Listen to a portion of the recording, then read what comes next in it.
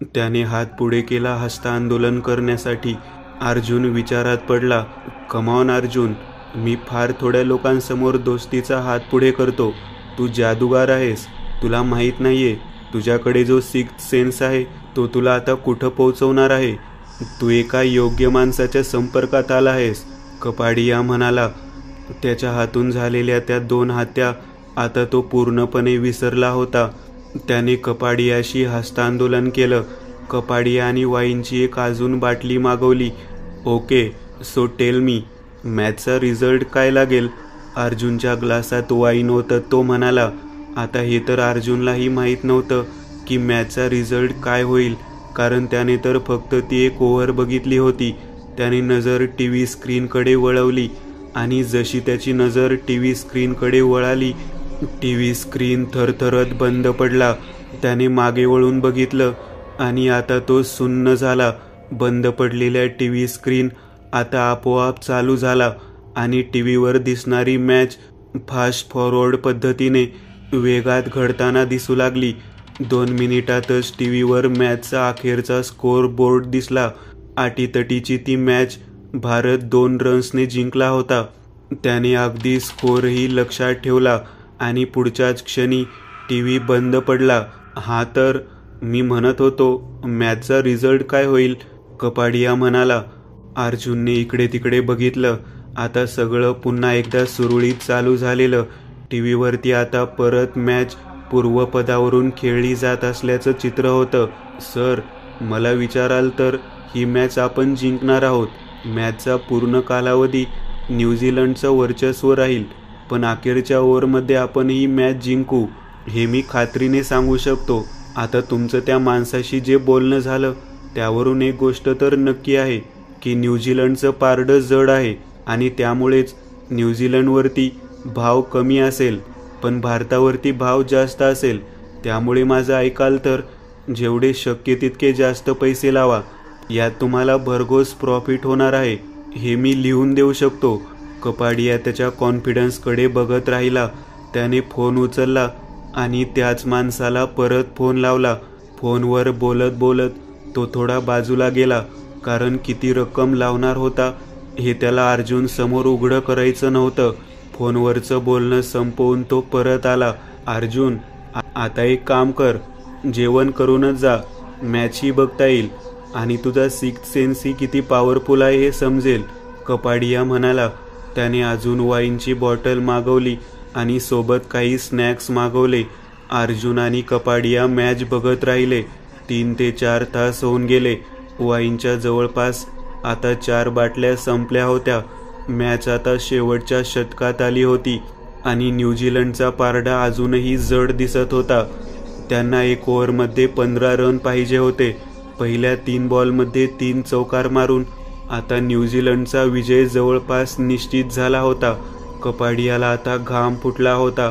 बहुतेक त्याने भरपूर मोठी रक्कम भारतावर लावली होती, पण अर्जुनच्या चेहऱ्यावर एक विजयी स्मित हास्य तसंच होतं.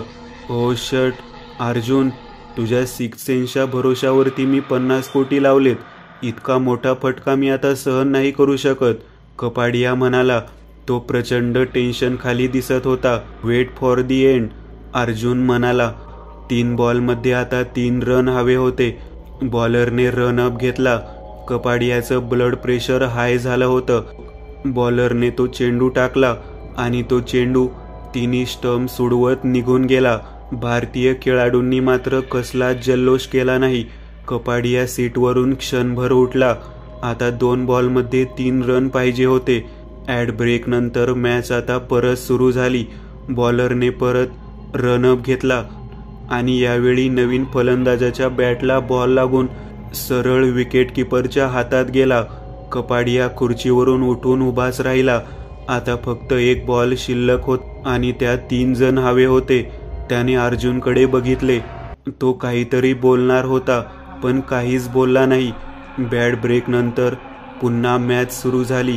आता तो शेवटचा चेंडू ठरणार होता की कपाडियाचे 50 कोटी डुबणार होते की कितीतरी पट वाढणार होते.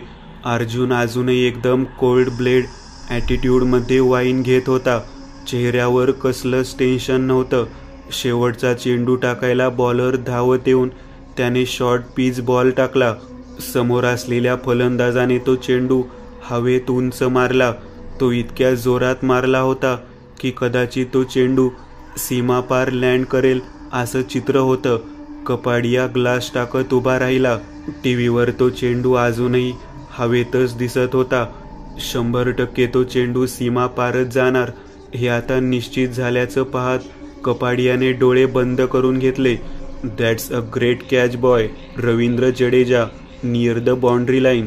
India wins by 2 runs. What an over by Mohammed Shami. कॉमेंटरचे हे शब्द कपाडियाच्या कानावर पडले आणि त्याने डोळे उघडले. अर्जुनने म्हटल्याप्रमाणे 2 रननेच मॅच जिंकलेली होती. कपाडिया आनंदाने जोरात ओरडू लागला. जल्लोष करत करत त्याने अर्जुनला हात देत एक आलिंगन दिलं. You are a magician my friend. You don't know God has gifted you with such precious thing. आजूबाजूला उभे असलेले सगळेच सुरक्षा रक्षक आणि कपाडियाचा सेक्रेटरी सगळेच साठ पडले होते. कपाडियाने मोबाईल घेतला आणि त्याच्या बुकीला फोन लावला. शकील कपाडिया बोलतोय असं म्हणत तो बाजूला गेला आणि बोलू लागला. त्याच्या 50 कोटीचे माहीत नाही किती कोटी झाले होते आणि कदाचित ते आपल्याला सांगणार देखील नाही असं अर्जुनला वाटत होतं. आणि या सौद्यातून आपल्याला थोडी काय देणार आहे कोणी असं म्हणून अर्जुन पुन्हा खाली बसला. फोनवरचं बोलणं संपवून कपाडिया अर्जुन जवळ आला. सध्या कुठे राहतोस त्याने विचारलं.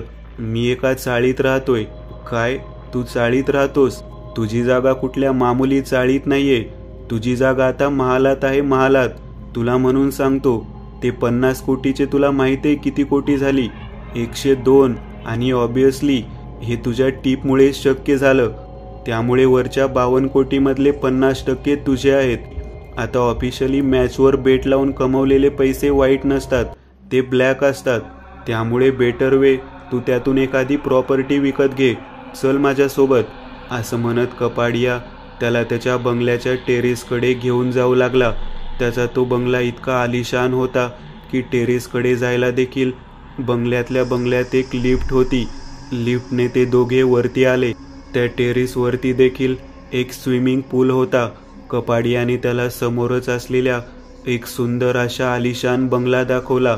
तो बघ तो बंगला. तो बंगला पटेल नावाच्या एका माणसाचा आहे. सध्या त्याच्यावरती भरपूर कर्ज असल्यामुळे त्याला तो बंगला विकायचा आहे. माझ्यासाठी तो बंगला घेणं म्हणजे काही फार अवघड गोष्ट नाही, पण माझ्या भरपूर प्रॉपर्टीज आहेत. त्यामुळे परत अजून एक प्रॉपर्टी घेणं मला पटत नाही आणि माझी बायको देखील मला नको म्हणत आहे. हा बंगला पटेल 15 कोटीपर्यंत सहज विकेल. त्याची फक्त एकच अट आहे की त्याला 10 कोटी कॅशमध्ये हवेत. तर मी असं सुचवेन की 26 कोटीमधून तू हा बंगला विकत घ्यावा. आता तुझे चाळीत राहायचे दिवस गेले. तुझ्याकडे खूप मौल्यवान गोष्ट आहे आणि त्या मौल्यवान गोष्टीचा वापर करायचे असंख्य मार्ग आहेत. जिथपर्यंत मीच तुला घेऊन जाऊ शकतो, कारण माझे कॉन्टॅक्ट आहेत. तर मग काय म्हणतोस? तुझा काय विचार या गोष्टीवर? कपाडियाने बोलता बोलता अर्जुनला एक ऑफर दिली. अर्जुनने त्या बंगल्याकडे एक नजर टाकली आणि कपाडियाकडे बघत एक स्मित हास्य केलं. ओके, पण जो काही शेअर होईल तो 60-40. अर्जुन म्हणाला. Of course, no problem. कपाडिया म्हणाला.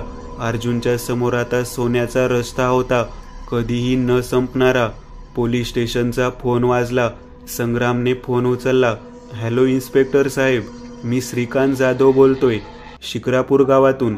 मला माझ्या बहिणीची आणि तिच्या नवऱ्याची बेपत्ता झाल्याची कंप्लेंट नोंदवायची होती. गेला 1 आठवडा. मला पण इथल्या पाटलांची ती सून. गेले 9 दिवस झाले मी तिचा फोन ट्राय करतोय, पण ती फोन उचलत नाहीये.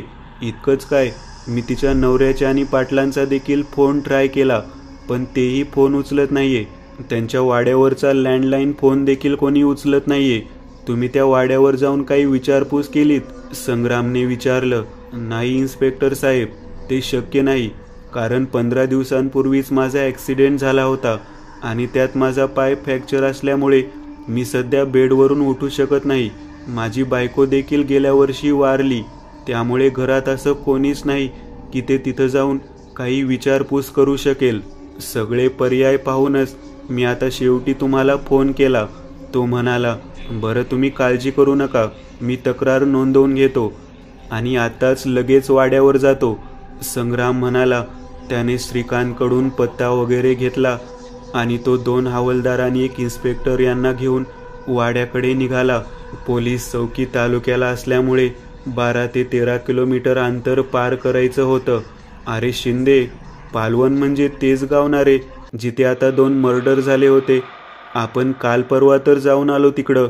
हो साहेब, तेच गाव. काही वेळातच ते पाटलाच्या त्या वाड्याजवळ येऊन पोहोचले. वाड्याचं दार लोटलेलं दिसत होतं. कसलीच रेलचेल नव्हती.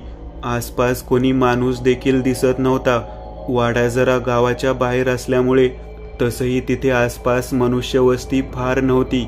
जीपमधून उतरून ते आता वाड्याच्या दाराशी आले. दार बाजूला ढकलून त्यांनी आत प्रवेश केला. वाड्याच्या मुख्य खोलीत काळ्या मातीचा ढीग आणि त्यावर पडलेले काही कपडे दिसत होते. ती माती जरा विचित्र दिसत होती. शिंदे, वाड्याची झडती सुरू करा, संग्राम म्हणाला. एक एक करत वाड्याची प्रत्येक खोली पिंजून काढत पोलीस आता अखेर त्या वरच्या मजल्यावर आले. ही तीच खोली होती जिथे पाटील आणि बाकी कुटुंबीय बसून तो विधी करत होते. त्या खोलीतही अगदी विचित्र परिस्थिती होती. एक रिंगण, त्यात असलेले तांदूळ, 7-8 उघड्या असलेल्या खिडक्या आणि त्यातून आलेल्या वाऱ्यामुळे खोलीवर पसरलेली ती काळी माती, काही स्त्रियांच्या पांढऱ्या साड्या आणि पुरुषांचे पांढरे कपडे. पण इतकं सगळं असूनही रक्ताचा साधा एक टिपूस देखील त्या खोलीत कुठेही नव्हता. संग्राम चाट पडला होता. त्याने ती मुठभर माती हातात उचलली आणि तो त्या मातीचं निरीक्षण करू लागला. अगदी कोळशासारखी काळ्या रंगाची माती. ती या परिसरात आली कशी? कारण हा सगळा कोकण भाग, इथली बहुतांश माती ही लालसर रंगाची असते आणि हीच माती पूर्णपणे कोळशासारखी काळी आहे. शिंदे, श्वान पथकाला बोलवा, फोटोग्राफर्सना देखील बोलवा. इथं काहीतरी खूप विचित्र प्रकार घडला आहे. सर, आपण पूर्ण वाडा चेक केला. ना कुठलं प्रेत, ना काही चोरी झाल्याची घटना. कोणताच गुन्हा इथे घडला असेल असं दिसत नाहीये, शिंदे म्हणाला. शिंदे, अहो बऱ्याचदा असं असतं की गुन्हा झाल्याचे दिसत नाही, पण तिथेच भयानक गुन्हा घडलेला असतो. श्वान पथक बोलवा, तोवर मी पुन्हा एकदा वाड्यात फिरून येतो. असं म्हणून संग्राम त्या खोलीतून बाहेर आला आणि आता तो वाड्याची एक एक खोली निरीक्षण करत बघू लागला. चालत चालत तो खालच्या तळघराशी आला. तळघर फार विचित्र होतं. तिथे एक मधोमध एक मोठा खड्डा झालेला दिसतो, जणू एखादा भारी भरकम दगड किंवा स्वयंभू पाषाण तिथं कोणी एकेकाळी असावा आणि तो एकाएकी तिथून काढून दुसरीकडे स्थलांतरित केला असावा. एवढा मोठा तो खड्डा झालेला दिसत होता. हे तळघर फार विचित्र होतं. भिंतीवर चित्रविचित्र आकृत्या कोरलेल्या मात्र तशाच होत्या. त्या तळघरातूनच वर जाणारी एक शिडी त्याला दिसली. तो शिडीने वर येत तो आता पुन्हा त्याच खोलीत आला जिथे मातीचे ढीग आणि पांढरे कपडे त्यांना सापडले होते. शिडीने पुन्हा तळघरात येत आता तो बाहेर आला. वाड्याच्या मुख्य हॉलमध्ये त्यांनी नजर भिंतीवर टाकली. भिंतीवरती एखाद्या घड्याळाच्या असण्याच्या खुणा त्याला दिसल्या, पण तिथं कोणतंच घड्याळ नव्हतं. तो डायरीत काहीतरी नोट करत होता. आता तो बाजूच्या काही खोल्यांकडे वळाला. यात त्याच खोल्या होत्या जिथे 6वी विकास आणि अर्जुनला त्या रात्री पाटलाने आसरा म्हणून राहायची सोय केली होती. एका बाजूला एक अशा 3 असलेल्या खोल्यातली पहिली खोली त्याने दार ढकलून उघडली आणि तो आत आला. खोलीत टेबलवर एक दारूची रिकामी बाटली त्याला दिसत होती आणि एक ग्लास दिसत होता. सिगरेटची काही थोटकं तिथे होती. एक बंद पडलेला मोबाईल त्याच्या नजरेत भरला. त्याच्या हातात असलेल्या रुमालने त्याने तो मोबाईल उचलला आणि प्लास्टिक बॅगमध्ये टाकला. तसेच दारूची बाटली आणि ग्लास देखील. बाकी त्या खोलीत एक सॅक होती, ती देखील त्याने सोबत घेतली. आता तो बाजूच्या खोलीत आला जिथे साळवी त्या रात्री राहिले होते, पण त्या खोलीत त्यांना काहीच मिळालं नाही. ना कुठला मोबाईल, ना कुठली बॅग, अगदी काहीच नाही. काही वेळातच श्वान पथक तिथे आलं. श्वान पथकातील श्वानांना त्या पांढऱ्या कपड्यांचा वास देऊन वाड्यात सोडलं. ती कुत्री वाड्यातल्या पाटलाच्या आणि त्याच्या मुलांच्या खोल्यांमध्ये आली. त्या खोल्यांमध्ये पोलिसांना पाटील आणि त्याच्या कुटुंबियांचे काही फोटो, त्यांचे कपडे आणि बऱ्याच वस्तू सापडल्या. तो वाडा सील करण्यात आला. ती काळी माती पोस्टमॉर्टमला पाठवण्यात आली आणि आता संग्राम पोलीस चौकीवरती आला. शिंदे आणि तो आता त्या केसवर चर्चा करत होते. शिंदे, या केसमध्ये गोष्ट तर नक्की आहे की ते कपडे तर पाटील आणि त्याच्या कुटुंबियांचे होते, पण त्या खालच्या खोलीमध्ये सापडलेला मोबाईल, दारूची बाटली आणि कपडे हे पाटील किंवा त्याच्या कुटुंबियांचे नव्हतं, हे मी खात्रीने सांगू शकतो. त्या रात्री तिथं अजूनही कोणीतरी आलं होतं जो त्यांच्या कुटुंबातला माणूस नव्हता. पूर्ण वाड्यातून एकही कपाट फोडल्याची काहीही चिन्ह दिसत नाहीत. वाड्यात कितीतरी मौल्यवान वस्तू होत्या, पण त्यातली एकही वस्तू चोरीला गेलेली नाही. तसेच वाड्यात कुठलीच हातापायी किंवा तत्सम घटना घडल्याचंही काही दिसत नाही. फक्त भिंतीवरचे घड्याळ गेलं एवढं मात्र नक्की. तसेच खाली असलेले ते तळघर, तिथे पडलेला एक मोठा खड्डा आणि भिंतीवर कोरलेले विचित्र आकृत्या, तसेच त्या तळघरातून त्या वरच्या खोलीकडे जाणारी एक लोखंडी शिडी, या गोष्टींचा काही अर्थ लागत नाही. तो मोबाईल सुरू झाला का तेवढं बघ. मोबाईल सुरू झाल्यावर आपल्याला कळेल की नक्की तो बाहेरून आलेला व्यक्ती कोण होता. हो सर, आपले टेक्निशियन तो मोबाईल सुरू करण्याचा प्रयत्न करत आहेत. तो मोबाईल आधीच जुना होता, त्यात इतके दिवस बंद राहिल्यामुळे कदाचित तो सुरू व्हायला वेळ लागत असेल, शिंदे म्हणाला. शिंदे, त्या बाईकच्या टायरबद्दल मी सांगितलं होतं, त्या टायर मार्कचं काही समजलं का? कुठल्या बाईकचे आहे ते? सर, टायर मार्कवरून असं समजते की ते डॅमिनर या बाईकचे टायर मार्क्स आहेत. डॅमिनर म्हणजे महागातली गाडी आहे? हो सर, 1.5-2 लाखाच्या घरात आहे तिची किंमत. माझ्या एका मित्राने घेतली होती. खास करून लॉंग राईडसाठी गाडी खूप चांगली आहे. ओके, आता शिंदे एक करा, रत्नागिरीकडे बाहेरून येणाऱ्या प्रत्येक मार्गावर असलेल्या टोल नाक्याचे CCTV फुटेज मागवून घ्या. कुलकर्णी आणि मुकुंदच्या हत्या झाली त्या आदल्या रात्रीचं. ही गाडी खूप महागातली आहे, त्यामुळे तुम्हाला जास्त शोधावं लागणार नाही, कारण 1.5 ते 2 लाखांची गाडी घेऊन बाहेर निघतील इतके सधन लोक या आसपासच्या भागात फार नाहीत, संग्राम म्हणाला. शिंदे लगेच कामाला लागला. त्याने रत्नागिरी जिल्ह्यात बाहेरून येणाऱ्या रस्त्यांवर असलेल्या सगळ्या टोल नाक्यांशी संपर्क करायला सुरुवात केली. संग्राम त्याच्या केबिनमध्ये बसलेला होता. पाटलांच्या वाड्याची काढलेली सगळी छायाचित्र त्याच्या समोर होती. मातीचे ते ठीक, त्यावर पडलेले कपडे, तळघरात असलेला तो मोठा खड्डा, या सगळ्या गोष्टी तो एकदम निरखून पाहत होता. तितक्या शिंदे केबिनमध्ये आला. सर, एक न्यूज आहे. पाटलाच्या वाड्यातल्या खोलीत आपल्याला जो मोबाईल सापडला आणि जो आपण आपल्या टेक्निशियनकडे सुरू करण्यासाठी दिलेला होता, तो मोबाईल तर सुरू झाला, पण त्यात काहीच डेटा नाहीये. मला माहिती होतं हे असंच होणार. फोनचा IMEI नंबर काढा, त्यावरून आपल्याला कळेल हा फोन कोणी विकत घेतला होता आणि कधी विकत घेतला होता, संग्राम म्हणाला.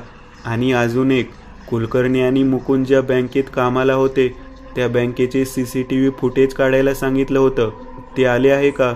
सर, CCTV फुटेज तर आलं आहे, तिचे काही करण्यात आलेले आहे. मी त्याबद्दलच आता सांगणार होतो. 2 आठवड्यापूर्वीच बँकेत 3 जण आले होते, अनोळखी लोक. बहुतेक ते ऑडिटर होते आणि त्याच संध्याकाळी बँकेत पाटीलही आले होते. CCTV फुटेजमध्ये असं दिसतंय की पाटील त्या 3 जणांना घेऊन बँकेच्या बाहेर गेलेले. शक्यता आहे की ही 30 लोक असू शकतील ज्यांना आपण शोधत आहोत, शिंदे म्हणाले. मला दाखवा ते फुटेज, संग्राम म्हणाला. शिंदे लगेच बाहेर जाऊन लॅपटॉप घेऊन आला. लॅपटॉपवरती CCTV फुटेज प्ले करण्यात आलं. त्यात आता साळवी, विकास आणि अर्जुन तिघेही स्पष्टपणे दिसत होते. तसेच पाटलाचं बाहेरून येणं आणि त्या तिघांना सोबत घेऊन जाणं हे देखील आता क्लिअर झालं होतं. यश शिंदे, ही 30 लोक होती जी बाहेरून त्या वाड्यात त्या रात्री आलेली होती. एक काम करा, तालुक्याच्या नाबार्ड ऑफिसला फोन करून विचारा की या ब्रांचमध्ये ऑडिटला कोण कोण आलं होतं. त्या सगळ्यांचे नाव, गाव, पत्ते मला लगेच हवेत. संग्राम म्हणाला. आता या केसची लिंक त्याला लागली होती. शिंदेने लगेचच नाबार्ड ऑफिसला फोन केला. नाबार्ड ऑफिसने RBI कडून आलेल्या ऑडिटरची नाव आणि फोन नंबर्स लगेच पाठवले. श्रीरंग साळवी, विकास बोधने, अर्जुन सरपोतदार. तर हे होते ते तिघेजण. पहिला नंबर त्यांनी साळवीलाच लावला, पण साळवीचा फोन बंद होता. मग त्यांनी विकासचा फोन लावला. विकासचाही फोन लागत नव्हता. शेवटचा फोन नंबर अर्जुनचा होता. यावेळेस संग्रामाने स्वतःच्या फोनवरून अर्जुनचा फोन लावला. दुसऱ्याच रिंगला अर्जुनने फोन उचलला. हॅलो, कोण बोलतंय? कोण? अर्जुन सरपोतदार. हो, मीच बोलतोय सर. मी ICICI बँकेतून बोलतोय. लोनची काही रिक्वायरमेंट आहे का? संग्रामाने आवाज बदलून बोलायला सुरुवात केली. नाही, थँक्स, असं म्हणत अर्जुनने फोन कट केला. सर, तुम्ही त्याला सांगितलं का नाहीत की तुम्ही पोलीस स्टेशनमधून बोलत आहात? शिंदेने विचारलं. शिंदे, अहो, जर मी त्याला सांगितलं असतं मी पोलीस स्टेशनमधून बोलतोय तर तो सावध झाला असता. आणि जर त्याचा या पाटील कुटुंबियांच्या गायब होण्यामागे काही हात असेल तर तो लगेचच तिथून पळ काढेल आणि पळ काढायच्या आधी स्वतःचा फोन बंद करेल. त्यामुळे आपण त्याला ट्रेसही करू शकणार नाही. मला फक्त बघायचं होतं की हा नंबर बरोबर आहे का आणि हा व्यक्ती फोन उचलत आहे का. आता एक काम कर, या तिघांचे फोन ट्रेकिंगला टाका आणि मला या अर्जुनचे लोकेशन लगेच कळवा. संग्राम म्हणाला. शिंदे तिकडे कामाला लागला. कपाडियाने आज खूप मोठ्या पार्टीचे आयोजन केलं होतं. अर्जुनसाठी गिफ्ट म्हणून त्याने एक महागडा सूट, एक टॅग हायरचं 2 लाखांचं घड्याळ आणि ब्रँड बूट्स पाठवले होते.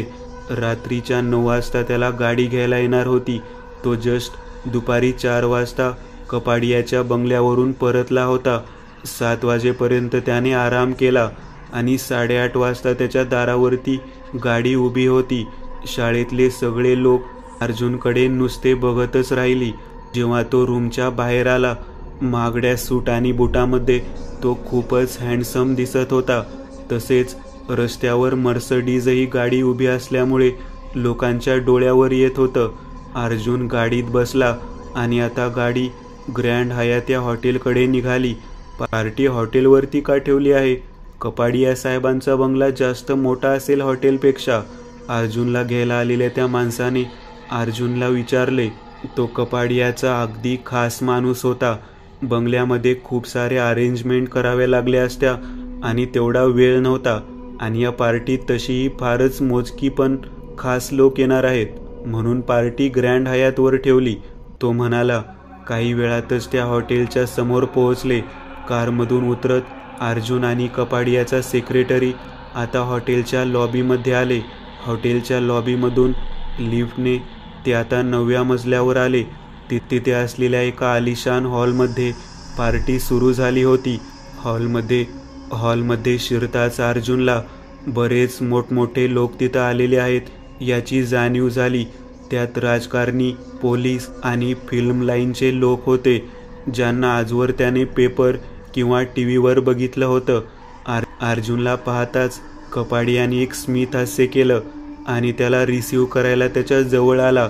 Hello my friend, how are you? I hope तुला गिफ्ट आवडले असतील. वेलकम.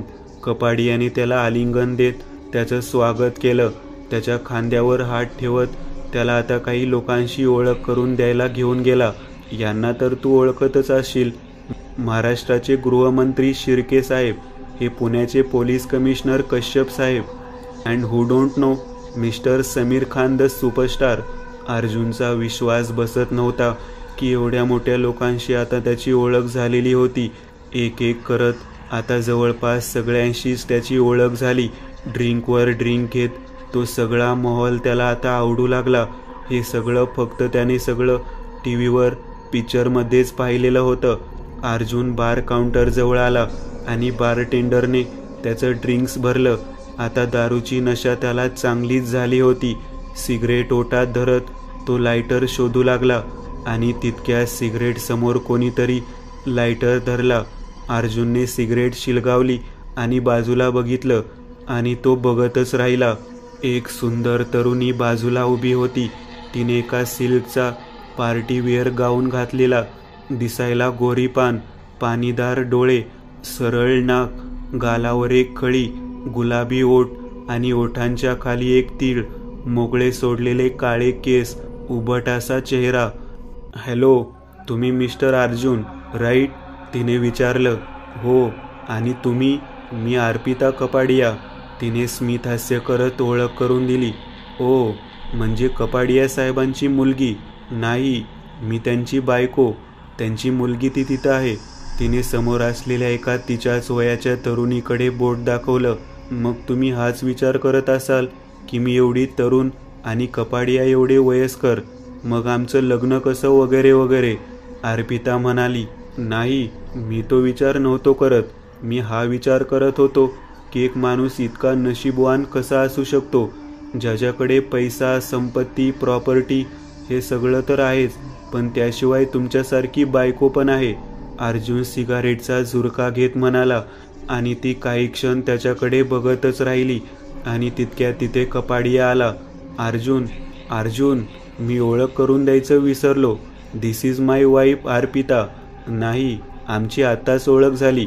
खूपच इंटरेस्टिंग आहे तुमचे नवीन मित्र, प्रश्नच नाही. पण आता आम्ही फक्त मित्र नाही आहोत, आम्ही बिझनेस पार्टनर होणार आहोत.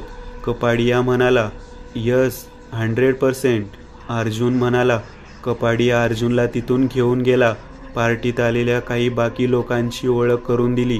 हे सगळं होत असताना अर्जुनची नजर अर्पितावर होती आणि अर्पिताची नजर अर्जुनवर. कपाडिया काय बोलत होता याकडे त्याचं लक्षच नव्हतं, पण नजरेतूनच तो आणि अर्पिता बरंच काही बोलत होती, जे त्या दोघांनाही समजत होतं. तिच्या नजरेत बघता बघता त्याचे किती ड्रिंक झाले हे त्याचं त्यालाच समजलं नाही. सकाळ झाली होती. डोळे चोळत तो उठला. तो त्याच्या घरात नव्हता, एका आलिशान रूमच्या बेडवर तो होता हे त्याला आता लक्षात आलं. खिडकीशी येत त्याने बाहेर बघितलं. तो ग्रँड हयातच्या एका रूममध्ये होता. म्हणजे काल मी इथं झोपलो, खूप जास्त दारू पिलो काल. त्या अर्पितामध्ये असं काय होतं की मी स्वतःलाच विसरलो. एनिवेज, ती कपाडियाची बायको आहे. उगाच नको त्या लफड्यात नको पडायला, अर्जुनने स्वतःला समजवलं. तो फ्रेश वगैरे झाला आणि कपडे बदलून बाहेर आला. रूमच्या बाहेरच कपाडियाचा माणूस उभा होता. Good morning sir. सर, तो म्हणाला. Sir is waiting for you. आज एक रेस आहे, या सीझनची शेवटची रेस. आपल्याला इथून रेस कोर्सवर जायचं आहे, तसं वेळ आहे भरपूर, तो म्हणाला. अर्जुन देखील काही न बोलता त्याच्याबरोबर निघाला. 1 तासात ते रेस कोर्सवरती पोहोचले. हे तेच रेस कोर्स. जेव्हा अर्जुन आला होता तेव्हा त्याच्याकडे कोणी नजर वर करून बघायला तयार नव्हतं, पण आज सगळा माहोलच वेगळा होता. सगळे लोक त्याच्याकडे कुतूहलाने बघत होते. तो कारमधून उतरला आणि कपाडियाच्या माणसाबरोबर चालू लागला. व्हीआयपीच्या चेंबरमध्ये येत समोर कपाडिया आणि अर्पिता त्याला दिसले. त्याला बघताच अर्पिताच्या चेहऱ्यावर एक वेगळी चमक आली. सॉरी माय फ्रेंड, काल मी तुला सांगायचं विसरून गेलो. आज या सीझनचे सगळ्यात शेवटची रेस असती. सगळ्यात जास्त बेटिंग हे आजच्या रेसवरती होतं. सो आज पुन्हा एकदा तुझ्या मॅजिकची गरज आहे मला. कपाडियाने अर्जुनला आता पुन्हा एकदा कोड्यात टाकलं होतं. अर्पिताही त्याच्याकडेच बघत होती. अर्जुनला काहीच कळत नव्हतं की आता काय करावे. गेल्या 3-4 वेळा जे झालं ते सगळं अतिशय अचानकपणे घडलेलं होतं. ती गोष्ट अशी होती की ती ठरवून करता येत नव्हती. सर, मला थोडा वेळ हवा आहे. Just some time alone, Arjun म्हणाला. नो प्रॉब्लेम, असं म्हणत कपाडियाने त्याच्या सेक्रेटरीला सांगितलं आणि तो अर्जुनला दुसऱ्या रूममध्ये घेऊन गेला. त्या रूमच्या खिडकीतून त्याला रेस कोर्सचा ट्रॅक स्पष्ट दिसत होता. रेस कोर्सच्या फिनिश लाईनजवळ असलेला स्कोर बोर्डही त्याला दिसत होता. पण दरवेळी जे होतं की सगळं स्तब्ध होतं. वेळेचे काटे भराभर पुढे जाऊन पुन्हा एकदा मागे येतात, तसं काहीच घडताना आता दिसत नव्हतं. अर्जुनच्या हातापायाला घाम सुटला. यावेळी जर मी फेल झालो तर या कपाडियाच्या नजरेत आणि त्या अर्पिताच्या नजरेत, दोघांच्या नजरेत माझी इज्जत जाईल. या विचाराने त्याला आता अजूनच भीती वाटू लागली.